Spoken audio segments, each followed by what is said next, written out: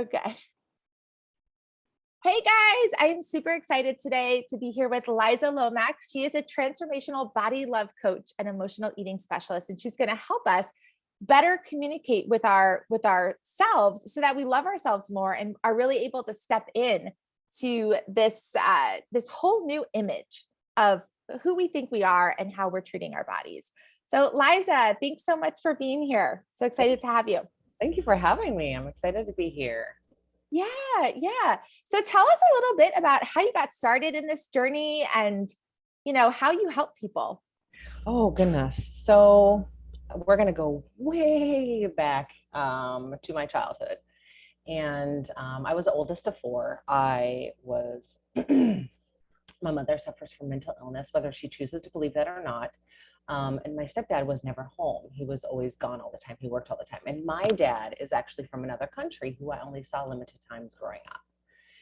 And so I took on the role of being the caregiver, like we usually do. I mean, if you identify as a woman, you are been conditioned to be an unpaid caregiver for the rest of your life. And so I became that caregiver, took care of my siblings, which led to a multitude of different issues: depression, anxiety, people pleasing, doormat, no boundaries at all, no self-care, no self-love, no self-esteem. And I struggled with eating disorders. I struggled with popping pills. I struggled with alcoholism. I struggled with binge eating, with emotional eating. And I was super, super skinny at one time, and I was super, super overweight at one time. And it didn't matter where I was on that spectrum, on that scale, I was still unhappy with what I saw in the mirror. I was still unhappy with the person I saw in the mirror. And I even lost a substantial amount of weight. I lost 105 pounds at one time in my life. And I still looked in the mirror and I hated my body. I hated who I was. I hated everything about me. And so I struggled big time.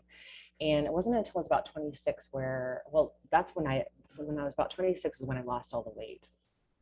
And about a few years later, I had this basically come to Jesus moment, this, hit rock bottom moment, this, whatever you believe, whether you believe in God, higher source, higher power. I really believe God was telling me that I had to change and something had to shift in my life, or else I wasn't going to be here any longer.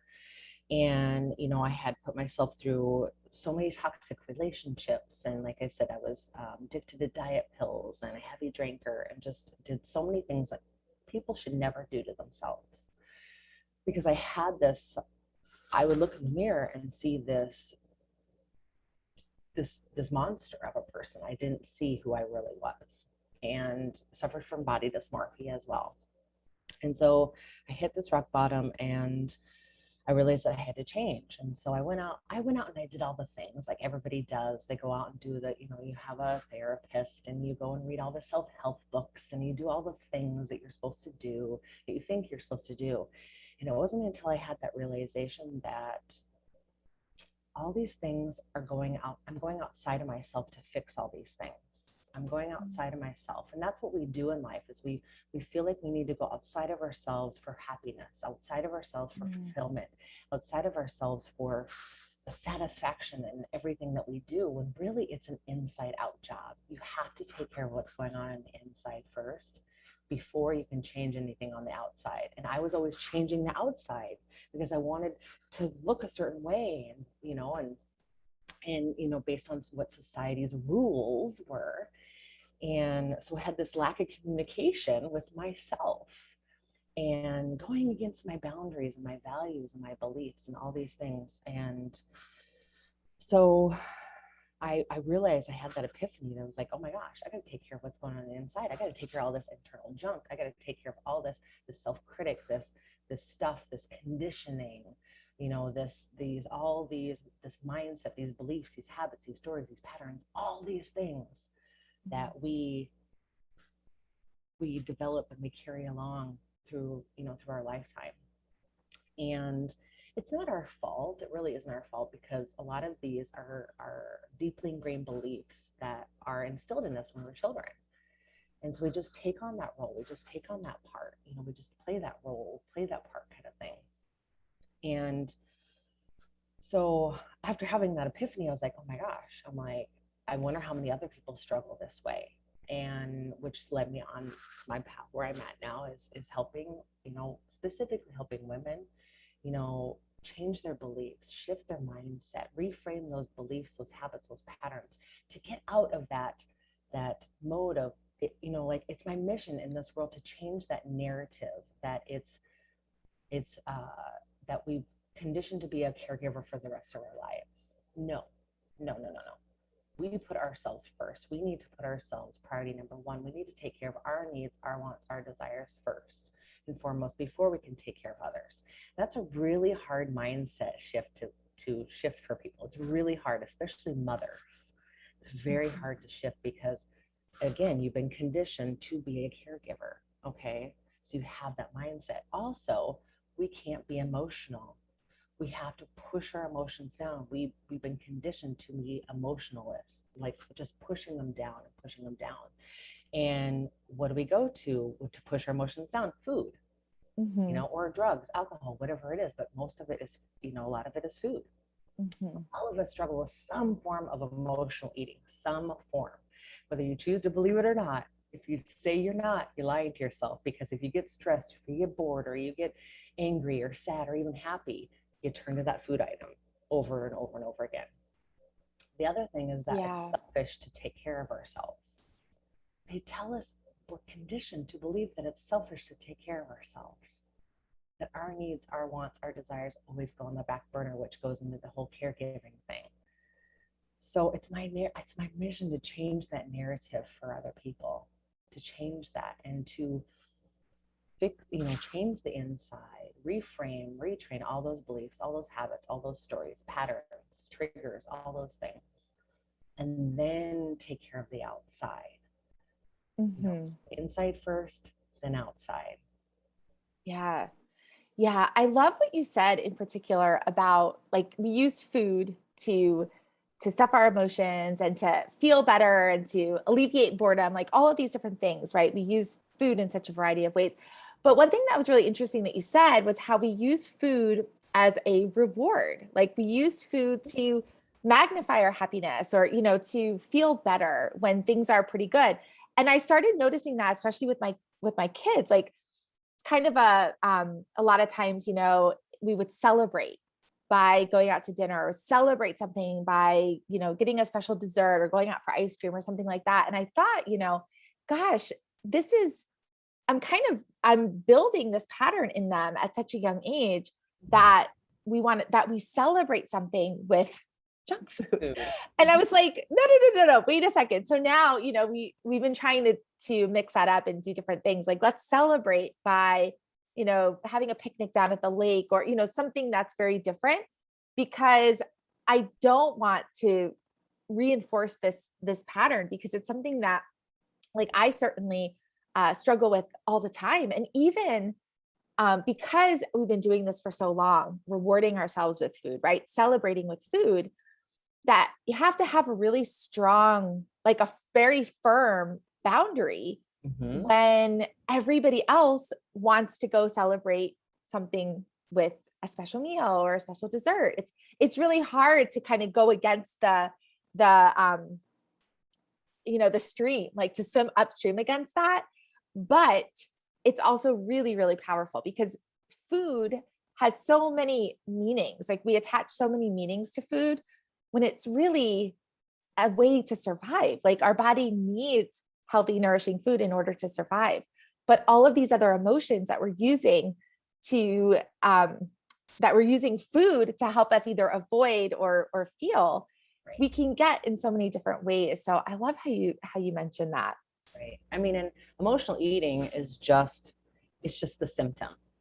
It's not really the underlying issue. The underlying issue is that we have a lack of communication, or we have or we're not paying attention. We're not setting those boundaries. We're not paying attention to our bodies, and we're not listening to those emotions, and we're not feeling those emotions so that we can release them and then we can move on. So we learn to suppress them and push them down and push them down and push them down. So emotional eating is just a symptom of an even bigger struggle that's going on internally inside of you. So it's all about communication. How are you communicating? How is it coming across? You're happy. You're communicating to your brain that you're happy. Oh, let's go get some ice cream. Or you're communicating to your body that, oh, I'm sad. Oh, I broke up with my boyfriend or girlfriend. Oh, let's go get some ice cream. So if you're happy, you get ice cream. If you're sad, you get ice cream. So the mixed messages that we are communicating to ourselves has a huge detriment on us. So if we're not paying attention, you're not communicating properly, the way that it should be, the healthier way, then you're going to stay in that cycle. You're going to stay in that loop going around and around and around and around. Yeah. Yeah. I love that. Yeah. Communication is so important for breaking the cycle. Right. Mm-hmm. So I know, the emotional eating thing is something that I'm sure, as you said, we've all struggled with. I've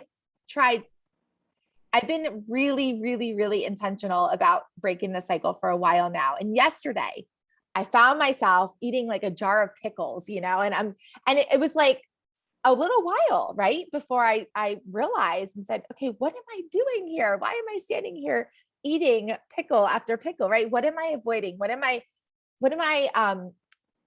suppressing, or what do I not want to feel, right?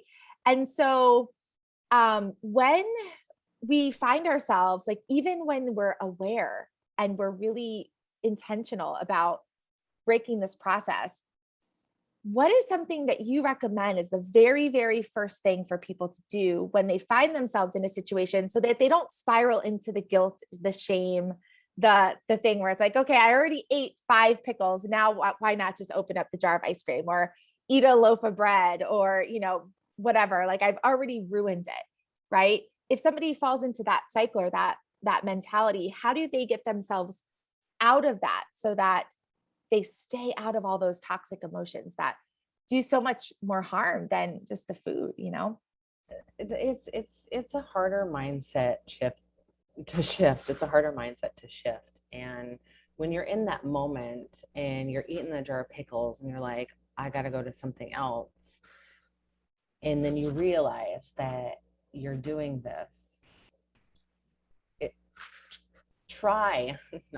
But to not beat yourself up about it, to not put yourself in this more emotional spiral down, because then that's just going to escalate it even more. So if you realize that you're eating this jar of pickles, we're just going to example jar of pickles, and you've been eating it and eating it, and then you're like, oh my gosh, why am I doing this? And then your mind flips to, oh my gosh, I'm so horrible, I'm bad, I shouldn't have been eating these, I'm eating so many calories, or whatever the dialogue's going on in your head, however you're communicating with yourself. In that moment, to have a switch, to be like, nope, it's done, it's over with, it's already in my stomach, I've already gotten to that point, it's okay, and then trying to find something else to go to, like go to something, I'll go for a walk, take the dog for a walk, hug your kids, have a conversation with somebody, get on the phone with somebody, there's so many different things that you can do to deter yourself from doing what you were in that particular moment. But it's having that awareness to do that first.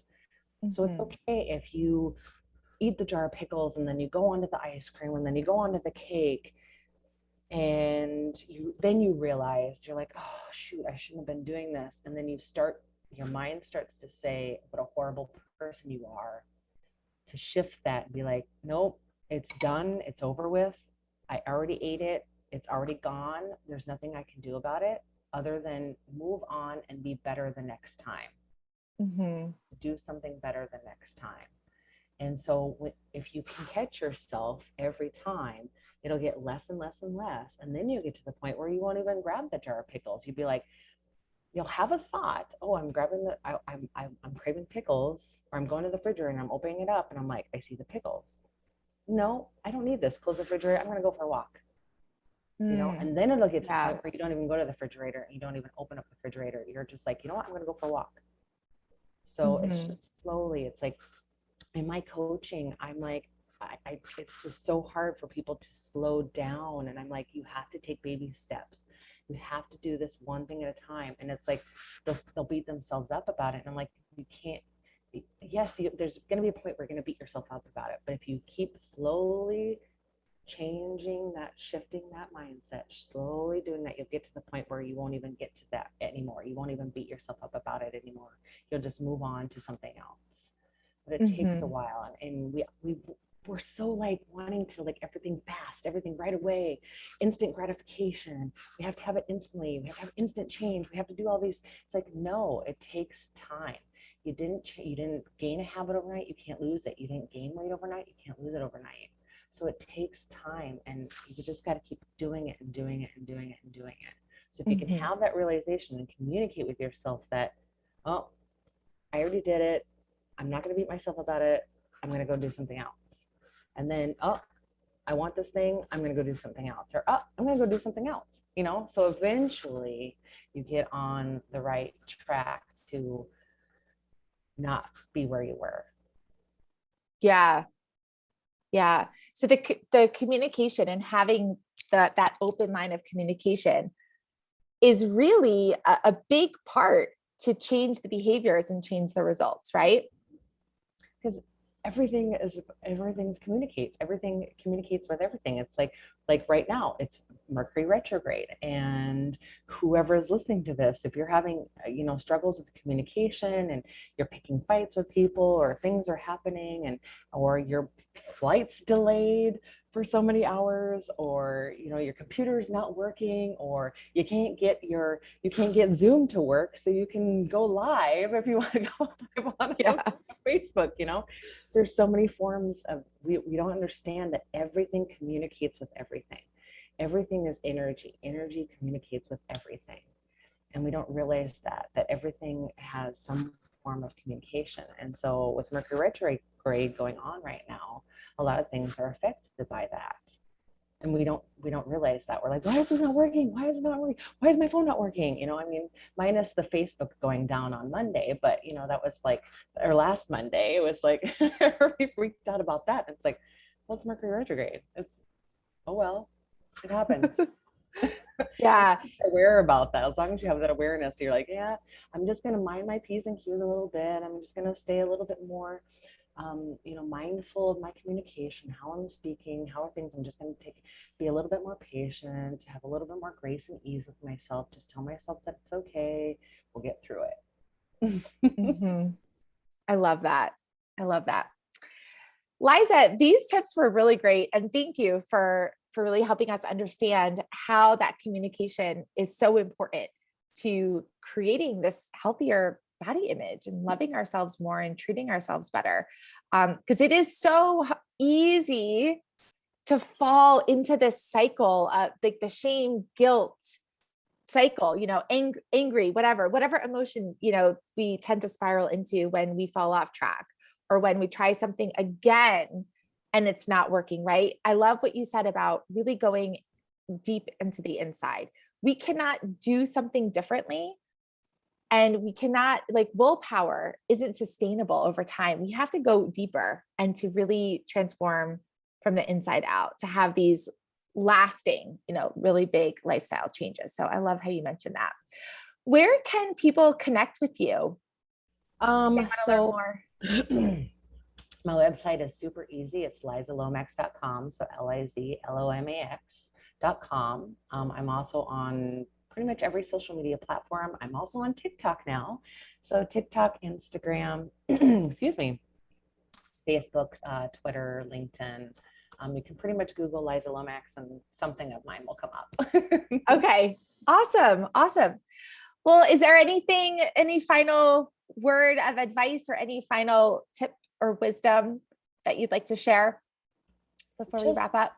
Just know that it's okay to feel emotions, and know that, it's all about the conditioning, and knowing that, emotions are strength. They're never, ever, ever a weakness. Emotions give us power. Emotions give us strength. Emotions change things and shift things for us. And that self-care is very much vital. It's self-preservation. It's never selfish. So really taking care of yourselves, making yourselves priority number one, putting that focus on you, taking care of yourself, because what do they tell you when an airplane's going down? Put the oxygen mask on yourself first. So really put the oxygen mask on yourself first in life, and then take care of everybody else. That's so true. That's so true. I mean, especially, if anybody listening is a mom, we know how our mood and our energy affects the entire house. Right. When we're okay, the family's pretty okay. Like we can manage the chaos a whole lot better. And then for anybody, whether you have animals or a spouse or a partner, or you live with a roommate or you live by yourself, right? Your energy does affect everything, every interaction you have, and especially the communication that you have with yourself, which is so important. I love that. Thank you so much, Liza, for sharing all of this wisdom and really supporting us in such a powerful way. Thank you. Thank you for having me.